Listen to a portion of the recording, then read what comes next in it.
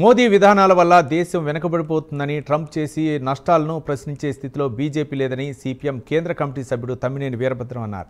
Parliament సమావేశాల్లో ప్రజా సమస్యలపై మాట్లాడేందుకు మోదీ ప్రభుత్వం సిద్ధంగా లేదన్నారు.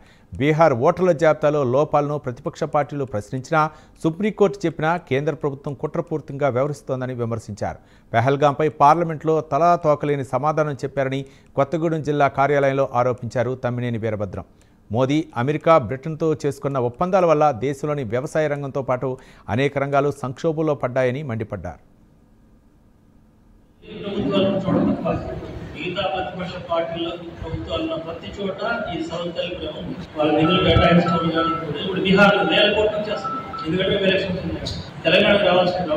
ఆంధ్ర కొన్ని ఇస్తున్నారు, ఎందుకంటే మంగళకరం అది ఉంది, లేకపోతే కూలికి వస్తే బీహార్కి ఇస్తారు. రైతాంగానికి ఇచ్చేటప్పుడు భక్తత్వం పక్షపాతంతో పాటు దేశంలో రైతులకు ఇస్తా అన్న రైతులు ఇవ్వదలుచుకోలేదు. కారణం ఏంటంటే ఆర్థిక విధానాలు రైతులకు ఇవ్వాలంటే గవర్నమెంట్ ఖర్చు పెట్టాలి. గవర్నమెంట్ ఖర్చు పెట్టాలని ప్రపంచానికి ఒప్పుకోరు, డెఫిసిట్ ఒప్పుకోరు. అందుకే సబ్సిడీలు, పథకాలు, సంక్షేమ పథకాలు ఇవన్నీ కట్ చేస్తూ వస్తున్నారు. రాబోయే కాలంలో వ్యవసాయ రంగం మీద ఉన్న కొద్దిపాటి కన్సెషన్ సబ్సిడీలు కూడా పోయే పరిస్థితి ఇందాక నేను చెప్పినట్టుగా ట్రంప్ లేదా బ్రిటన్ ఒప్పందాలు అది ఇంకా నష్టపోయే అవకాశం.